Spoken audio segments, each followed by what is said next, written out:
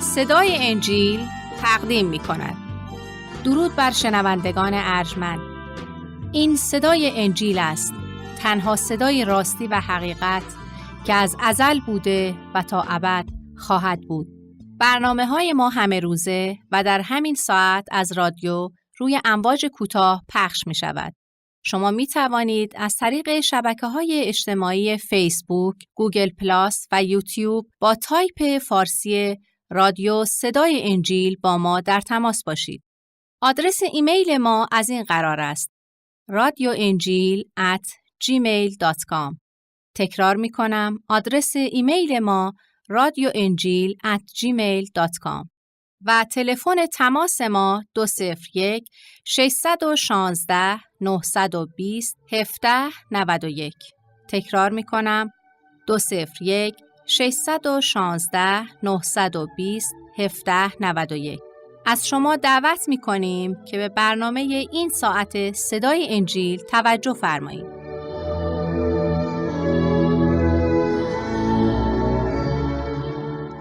در پرتو الطاف و رحمت تو ای خدای قدوس و مهربان، به درگاهت می آییم و تو را به خاطر فیض و رحمت و عنایاتت سپاس گفته و به خاطر بزرگی و خداییت می پرستیم و صورت خیش را به خاک می افکنیم.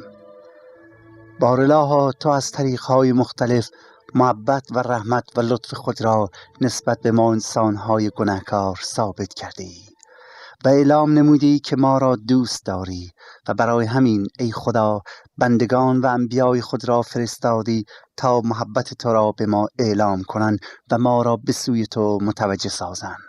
ای خداوند، استدعا می‌کنی ما را بیدار و هوشیار بگردان تا بدانیم که تو از ما چه می‌خواهی و چگونه می‌توانیم در اراده و طریق تو این عمر کوتاه خود را به سر بیاوریم. تو را شکر می‌کنیم که نه فقط اوامرت را به ما عطا کردی، بلکه با عطا کردن نمونه زندگی و مقبول پسند یعنی عیسی مسیح به ما نشان دادی که چگونه باید زندگی کنیم. خداوندا، ما را در این هدف آسمانی یاری بده. و اکنون که زندگی و تعلیمات منجی و نجات دهنده خود عیسی مسیح را مطالعه می‌کنیم، استدعا داریم که با ما سخن بگو و بگذار که حقیقت تو را یافته و از آن پیروی کنیم. این دعا را به نام و لیاقت یگانه منجی بشریت و مظهر حقیقت یعنی عیسی مسیح زنده می طلبیم. آمین.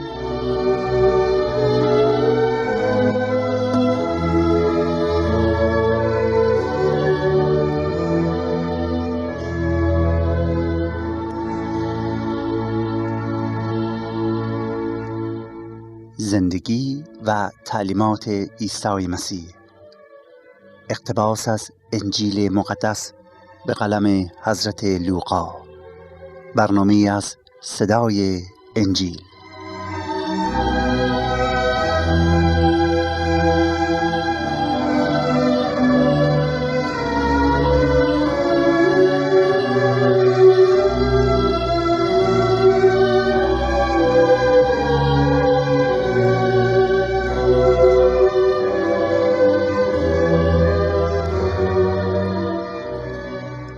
یاران عزیز و عاشقان حق، سلام ما بر شما و خانواده‌تون باد. توفیق شما را از درگاه خدای محبت و پدر سماوی و خالق جمیع نوع بشر خواستارم. از اینکه پروردگار مهربان این فرصت را به ما عنایت فرموده تا با شما راهیان نور و تشنگان عدالت باشیم، نامش را می ستاییم و او را حمد و ثنا می گوییم. من برادر شما و غلام نالایق عیسی مسیح کشیش سید رضا مسعودی نیم ساعت آینده رو در خدمتتون خواهم بود و از آیات شریف و تسلی بخش و زنده انجیل مقدس براتون میخونم و با توضیحاتی امیدوارم بتونم که کلام خدا را براتون روشن سازم تا شما معنی آن را بهتر بفهمید. ولی قبل از اینکه آیات مقدس را بخونم، میخوام از فرصت استفاده کنم و از همه یاران عزیزی که لطف کرده و برای ما نامه می‌نویسن و شهادات خود را و معجزه آسمانی را در زندگیشون برامون می‌نویسن صمیمانه تشکر و قدردانی کنم و خدمتتون عرض کنم که نامه‌هاتون برای ما بسیار عزیز و گرامی هستند و ما به همه آنها پاسخ کتبی می‌دهیم.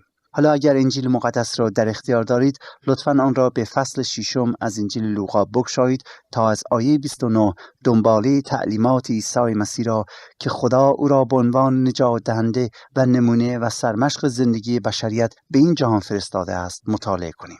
این قسمت از کلام خدا شامل دستوراتی است که عیسی مسیح به شاگردان و کسانی که به او ایمان آوردند و پیرو او هستند عطا می‌کند. در آیات قبل عیسی مسیح اعلام می‌کند که ما مسیحیان در این دنیا با جفا و سختی و مشکلات و تهمت‌های ناروا و ظلم و ستم روبرو خواهیم شد، زیرا که به مسیح ایمان آورده‌ایم. یعنی علت این مشکلاتی که بر ما نازل می‌شوند ایمان ما خواهد بود و می‌فرماید اما شما باید به خاطر این مشکلات شاد باشید. شما شاد باشید که افتخار جفا کشیدن به خاطر ایمان و به خاطر اسم من به شما میرسد، زیرا در آسمان گنج عظیمی رو خواهید داشت. و سپس می‌فرماید و اما شما در برابر جفاهایی که به خاطر اسم من بر شما بد می‌کنند شما نباید جفا و بدی کنید. در عوض حتی برای آنانی که به شما ظلم و جفا می‌کنند باید دعای خیر کنید، باید برای آنها برکت بطلبید، زیرا کسانی که ظلم و کارهای شریر می‌کنند، کسانی که ستم می‌کنند، کسانی که تهمت‌های ناروا می‌زنند، کسانی که سختی و بدبختی و بلا برای انسان‌ها به وجود می‌آورند، بویی از خداشناسی و خداپرستی نبردند. ولی شما که خداشناس هستید، شما که به من ایمان آورده اید، شما که میخواهید پاک و مقدس باشید، شما که در راستی و قدوسیت زندگی میکنید، شما که به خدا تعلق دارید، شما که نور عالم هستید، شما که شایسته فرزندان خدا هستید، شما مثل سیرت و صفات خدا پدر آسمانیتون رفتار کنید. میفرماید هر که شما را لعنت کند برای او برکت بطلبید و برای هر کس شما کینه دارد دعای خیر کنید. همونطور که قبلا عرض کردم این تعلیم عیسی مسیح برای مسیحیان است که نسبت به کسانی که هنوز معرفت خدا را درک نکرده و در نور خدا ساکن نیستند می باشد. مسیح می گوید شما نباید مانند آنانی که خدا نشناس هستند رفتار کنید. رفتار شما باید با محبتی که از طرف خدا قلب و وجودتون فرا گرفته است آمیخته باشد و بدین وسیله با محبت بدیها را مغلوب سازید. در دنباله تعلیماتش از آیه 29 اینطور می‌خوانیم. مسیح به شاگردانش می‌فرماید هر که به رخساره تو زند دیگری را نیز به سوی او بگردان و کسی که ردای تو را بگیرد قبا را نیز از او مضایقه مکن. هر که از تو سوال کند بدو بده و هر که مال تو را گیرد از وی باز مخواه و چنان که می‌خواهید مردم با شما عمل کنند شما نیز به همون طور با ایشان سلوک نمایید. چنان که می‌خواهید مردم با شما عمل کنند شما نیز به همون طور با ایشان سلوک نمایید. آیاتی که در برابر ما قرار دارد دستورات بسیار معروف و مهم عیسی مسیح برای بخشیده شدگان و نجات یافتگان و برای پیروان و مؤمنین او می باشد. دوستان دقت کنید که این بسیار مهمه. تعلیم مسیح، دستور مسیح در اینجا برای پیروانش است، برای بخشیده شدگان است، برای کسانی که قدرت و لطف و فیض و رحمت و نجات و بخشش خدا را تجربه کردند. برای بعضی از ما این دستورات عیسی مسیح شاید بسیار عجیب و حتی غیر منطقی جلوه بدهد، اما اولین مطلبی که برای درک تعلیم مسیح و علت بیان این دستورات باید در نظر داشته باشیم تا اون رو بهتر بفهمیم، همونطوری که گفتم اینه که این دستورات برای پیروان مسیح است و نه برای غیر ایمانداران، یعنی به کسانی که بخشش خدا را دریافت کردند. روی این جمله من تأکید بسیار میکنم زیرا کلید درک این تعلیم مقدس مسیح می باشد. کسانی که لطف و بزرگواری و رحمت و فیض خدا را چشیدن، کسانی که دریافتند که به خاطر گناهانشون، به خاطر یاغیگری بر علیه خدا محکوم به فنا و مرگ ابدی و سزای آتش جهنمند، ولی خدا از روی محبت عظیم خودش، از روی مروت از روی کرم و از روی فیض عظیمش که در عیسی مسیح آشکار کرده آنها را بخشیده، ما را بخشیده و گناهانمان را از ما دور کرده و پاک ساخته. و نه فقط خدا از روی بخشش خودش، فیض خودش، ما را به خاطر ایمان به مسیح از محکومیت و جهنم رهانیده، نه فقط ما را بخشیده، بلکه حیات جاودانی نیز عطا کرده و ما را به مقام فرزندخواندگی خیش برگزیده است. دوستان عزیز، کسانی که گذشت خدا را نصیب خود کردند، کسانی که به جای عذاب کشیدن بخشش خدا را دریافت کردند، کسانی که به جای مرگ زندگی را یافتند، یعنی چیزهایی که نه لیاقتشو داشته و نه حقشون بده، حالا عیسی مسیح به چنین افرادی میگوید، دقت کنید، به چنین افرادی میگوید که شما هم از آن چی که خدا براتون کرده است نمونه بگیرید، سرمشق بگیرید. ببینید دوستان، مسیح به چنین افرادی میگوید شما هم از آنچه که خدا براتون کرده است، از آنچه که خداوند به شما داده است نمونه بگیرید، سرمشق بگیرید.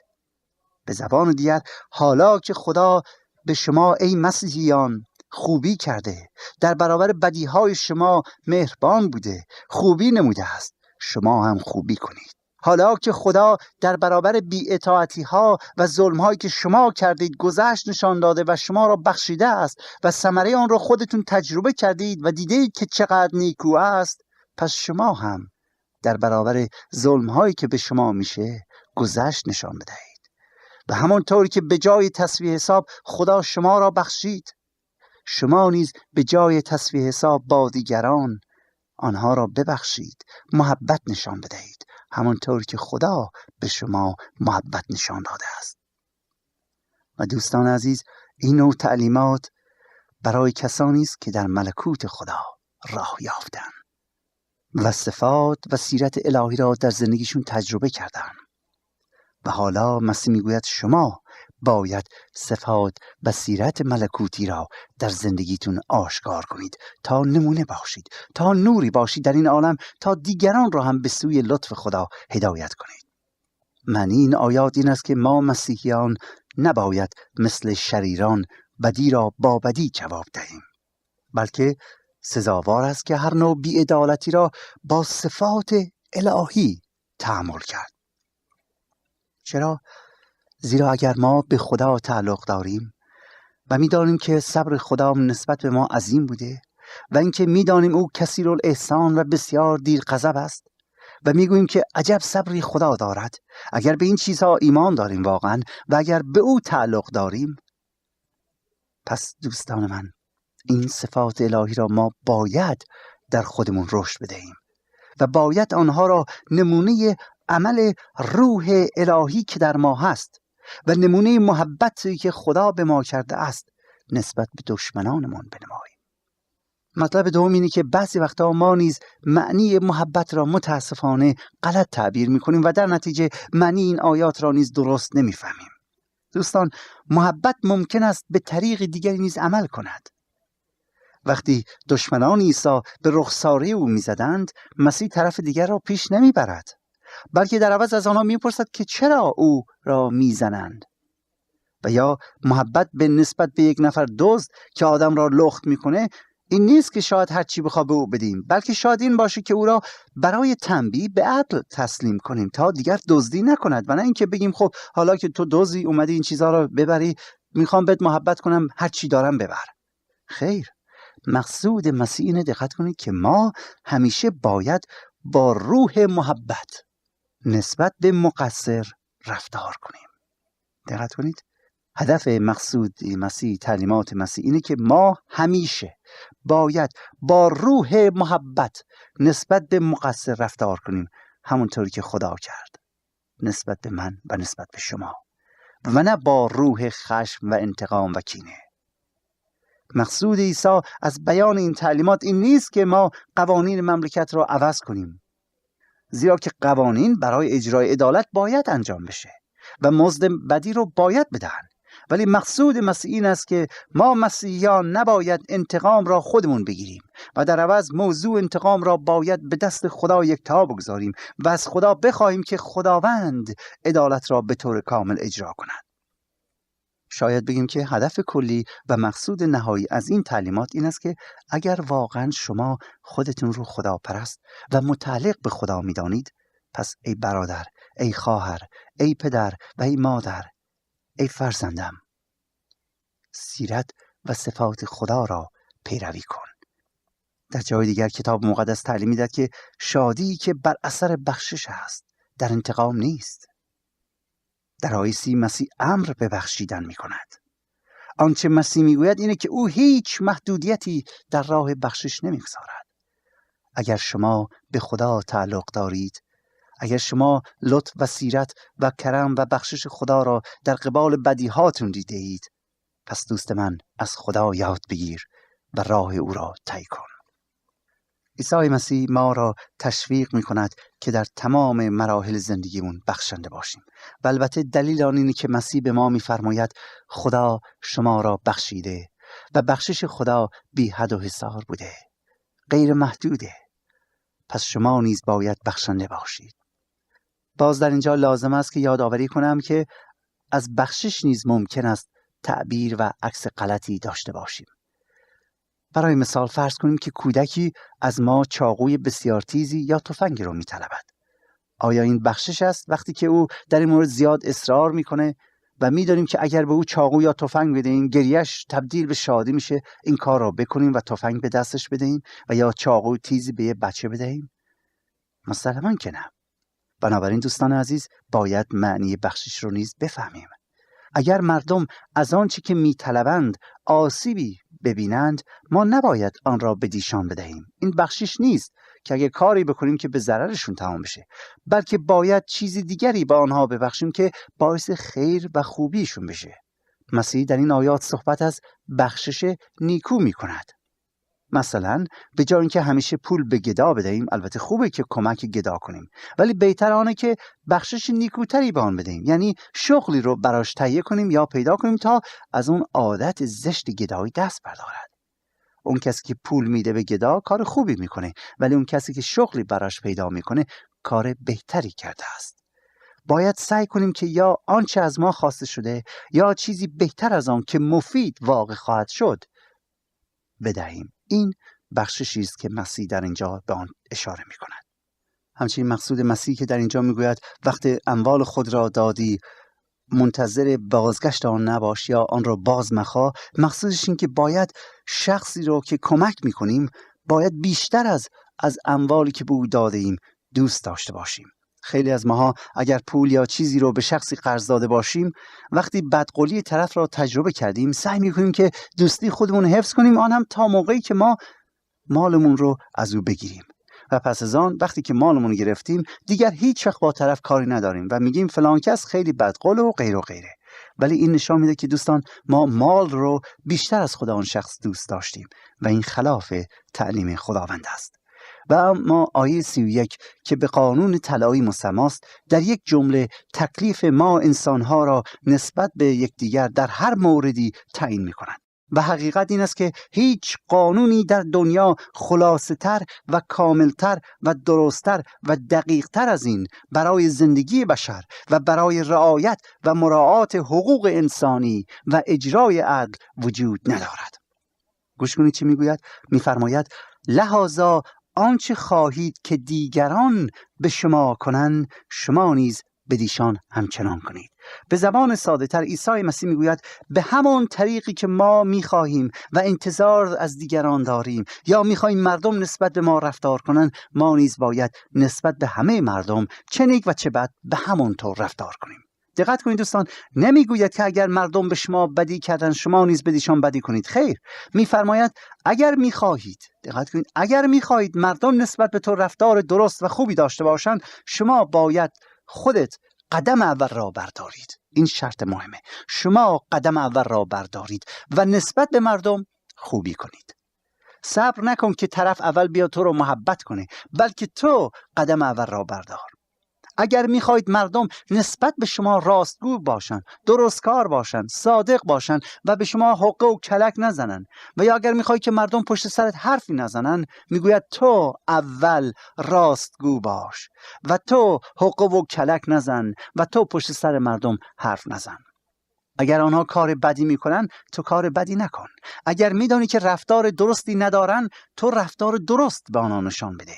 و ای عزیزان، اگر میخواید مردم به شما احترام بگذارن، عزت بگذارن، شما اول به آنها احترام و عزت بگذارید.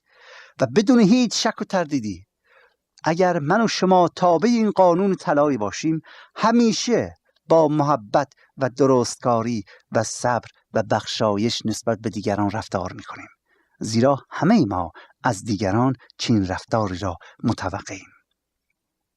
لذا آنچه خواهید که مردم به شما کنند، شما نیز بدیشان همچنان کنید.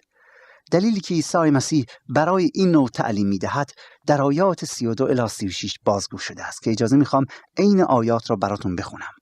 تمنا می‌کنم روی این آیات توجه خاصی مبذول بدارید تا ببینید که هدف مسیح از بیان این تعلیمات چیه. می‌فرماید زیرا اگر محبان خود را محبت کنید شما را چه فضیلت است؟ زیرا گناهکاران هم محبان خود را دوست می‌دارند. و اگر احسان کنید با هر که به شما احسان کند آن وقت چه فضیلتی دارید؟ چون که گناهکاران نیز چنین می‌کنند. و اگر قرض دهید به آنانی که امید بازگرفتن از ایشان دارید شما را چه فضیلت است؟ زیرا گناهکاران نیز به گناهکاران قرض می‌دهند تا از ایشان عوض گیرند. شما دشمنان خود را محبت نمایید و احسان کنید و بدون امید عوض قرض بدهید، زیرا که اجر شما عظیم خواهد بود و پسران حضرت اعلی خواهید بود، چون که او با ناسپاسان و بدکاران مهربان است. پس رحیم باشید چنان که پدر شما رحیم است. نیز رحیم است. دوستان، در این آیات ابتدا عیسی مسیح دلیل این که ما باید این فرامین مقدس را پیروی کنیم بازگو می‌کند و سپس نتیجه کلام را در این آیه خلاصه می‌کنه که شما باید رحیم باشید، زیرا پدر آسمانی شما یا خدای مهربان نیز رحیم است. در آیه 32 میگوید که اگر شما فقط به دوستان خودتون دوستی و محبت نشان بدهید و دشمنان را از محبت محروم کنید، چه فرقی با شریران و دزدان و دروغگویان و قاتلان و گروهک‌های آدمکش دارید؟ یا چه فیضی میبرید؟ یا چه تفاوتی بین شما هست؟ و یا چه فیضی از خدا خواهید برد؟ زیرا آدمهای پست و قاتلان و دزدان هم رفیقان خود را نیز محبت میکنند و دشمنان خود را هم دشنام میدن. بعد میگوید باید بین شما که برگزیدگان خدایید، شما که خدا را دوست دارید، با آنها فرق وجود داشته باشه. او میگوید اگر شما میخواهید که از فیض و برکات و رضایت خدا بهره مند شوید، باید با شریران فرق داشته باشید و باید دشمنان خودتون را هم محبت کنید و نسبت به بدیها خوبی نشان بدهید و بدانید که در این صورت است که اجر شما بسیار عظیم است. در آیه 35 میگوید که اجر کسانی که مثل شریران رفتار نمی کنند اینه که فرزندان خدا محسوب شوند. اجازه بدید که این آیات را به زبان ساده تر براتون بخونم، چون که بسیار مهمه. مسیح میگوید اگر فقط کسانی را دوست بدارید که شما را دوست دارند، چه برتری بر دیگران دارید؟ این کار را که خدا نشناسان هم میکنن. اگر فقط به کسانی خوبی کنید که به شما خوبی میکنن، آیا خیال میکنید که کار فوق‌العاده‌ای کردید؟ این کار را هم که گناهکاران میکنند. و اگر فقط به کسانی پول قرض دهید که میتوانند به شما آن را پس بدهند، پس چه فایده داره؟ حتی گناهکارها هم اگر بدانن پولشون رو پس میگیرن به هم قرض میدن. بعد میگوید پس شما دشمنت را دوست بدار، به او خوبی کن، پول قرض بده و دلواپس نباش که پس میداد یا نه. در این صورت پاداش آسمانی به تو میرسد. آن وقت واقعا مثل فرزندان نور، مثل فرزندان خدا رفتار کردی. چرا؟ چون خدا حتی نسبت به اشخاص حق نشناس و بدکار هم مهربانه. پس سعی کنید مثل پدر آسمانی خود دلسوز باشید. دوستان عزیز، تعلیمات مسیح از آن جهت عطا شده که به من شما نشان بدهد که به خدا تعلق داریم و از آن اوییم و باید در طریق او رفتار کنیم. اگر به خدا تعلق داریم، پس اگر او محبت است، ما هم باید محبت کنیم. اگر او بخشنده است، ما نیز بخشنده باشیم. در حقیقت مسیح کاملیت مطلق را برای ما نمونه قرار می‌دهد و می‌فرماید در هر عمل و حرکت و فکر خدا را به خاطر آور و راه و سیرت او را طی کن و از این بالاتر و عالی‌تر و کاملتر دوستان عزیز هیچ شریعتی، هیچ راهی، هیچ مکتب دیگر در عالم بشریت وجود ندارد. و این است دعوت مسیح از من و شما که ای عزیزان همه ای ما به خدا تعلق داریم، پس باید در طریق خدا باشیم. آیه 37 و 38 دنباله تعلیمات اوست که میگوید داوری مکنید تا بر شما داوری نشود و حکم مکنید تا بر شما حکم نشود. در عوض عفو کنید تا آمرزیده شوید.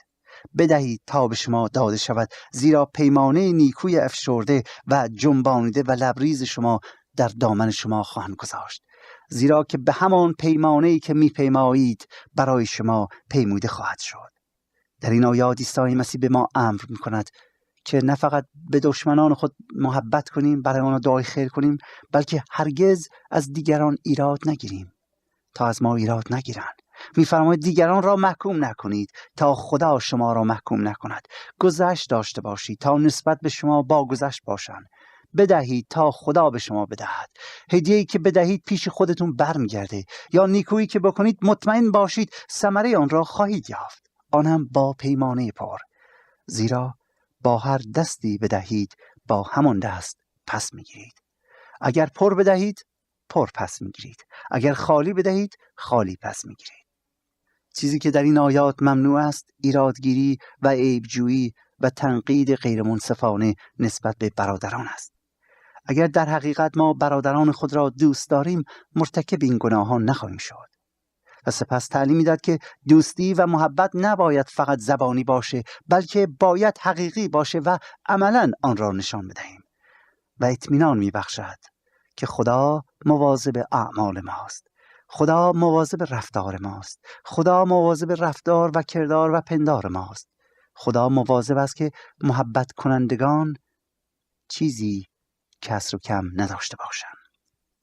دوستان عزیز، شاید شما در زندگی از خیلی چیزا محرومید، ولی آیا بخشیدید تا دریافت بکنید؟ خدا کند که در این ساعت کلام خدا بر قلب‌های شما جا گرفته و این تعلیمات آسمانی را پذیرفته و از آن پیروی کنید. تعلیماتی که حیات جاودانی را برای شما می آورد و شما را به ملکوت الهی می رساند. من برادر شما کشیش سید رضا مسعودی تا برنامه دیگر و روز دیگر شما را به خدا یکتا می سپارم. روزتون خوش باد.